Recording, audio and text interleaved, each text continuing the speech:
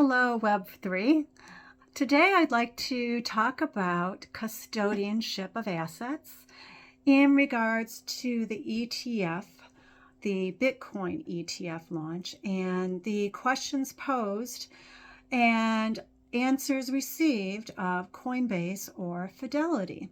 One of our YouTube content creators has done great research and provided that the stumbling block was the custodian relationship. And I have several comments about that. And I would like to cover why we need independent custodian from the investment manager. And I have 6 reasons for that. So if you like this content, please like and subscribe. And for our chapters, we're going to cover 6 reasons why you want the custodian to be separate from your investment manager.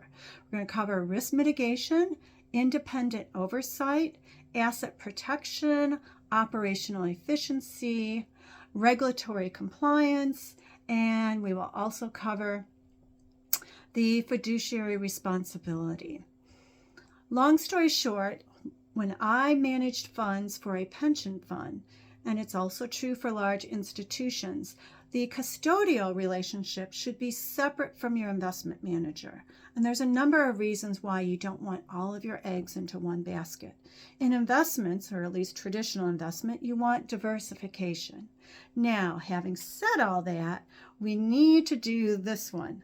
This video is not investment advice. It is meant for an open conversation of, do we want to have vertically integrated custodial relationships with your investment manager in the Web3 world?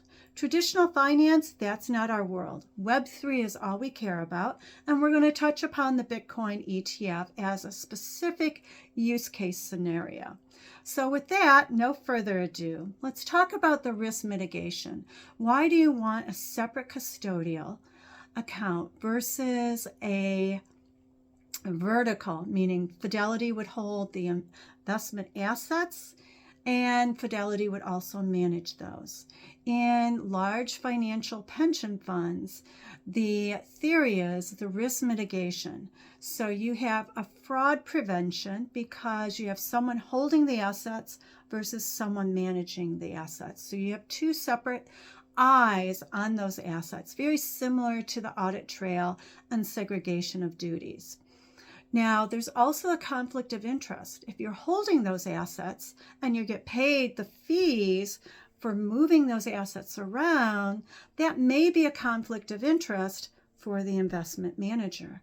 So in other words, you could do a churn in order to earn money on both sides of the transaction. So you're earning money for managing the assets, and you're also earning money for holding and transacting those assets. So you're holding money for transacting those assets and also managing those assets.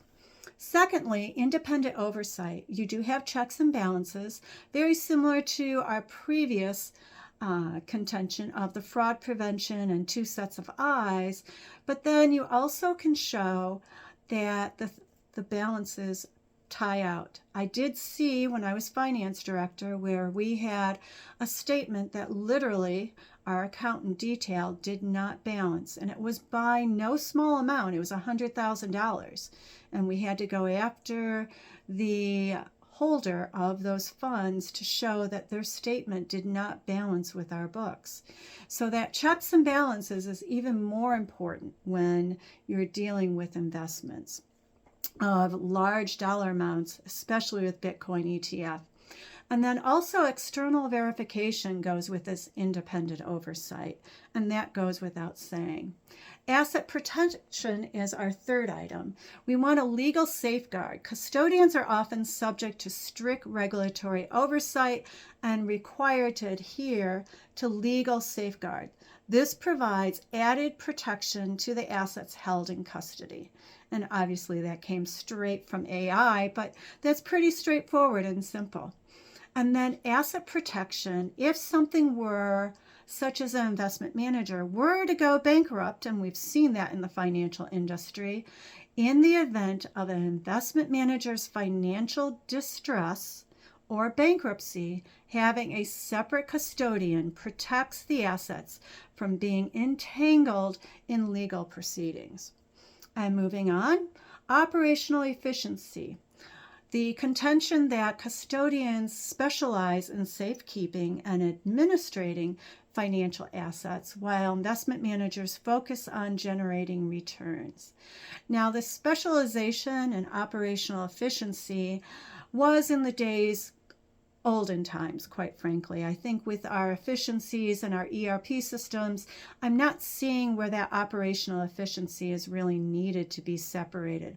However, there is a case to be made for scalability. Institutions can scale their investments without the need to build extensive in-house capabilities for custody services. And in Fidelity's case, that probably is not an issue because they are one of the global leaders. So that operational efficiency, item 4, may not really pertain in this particular instance and use case that we're looking at. Number 5, regulatory compliance. Now, this is where my world was. I was a pension administrator, and I had to comply with the regulations, and one of the regulations was to have a separate custodian for my cash balances, my liquid balances, and my investment management on the fixed income.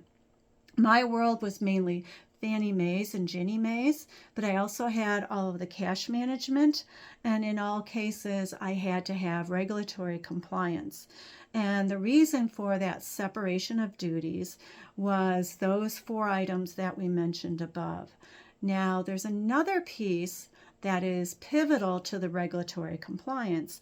The reason why they instituted this long ago, and yes, I go back decades. Don't let the blonde hair fool you. It's covering those grays, I tell you, is the fiduciary responsibility. Separation aligns with the fiduciary duty of ensuring the best interests of the clients and beneficiaries as it minimizes conflicts and potential abuse. And those are critical. Now, in addition to all of this, there are several regulatory sites and citations that we can give. But for today, I think that's 7 minutes of just a lot of finance detail to open up that discussion of why is the SEC not mandating separate custodial services for Fidelity. And I'd like to hear your opinion and what your thoughts are. So make a comment below. Meanwhile, we're going to move on to a quiz. Just in case I didn't make anything clear, let's take a quick quiz on the next segment.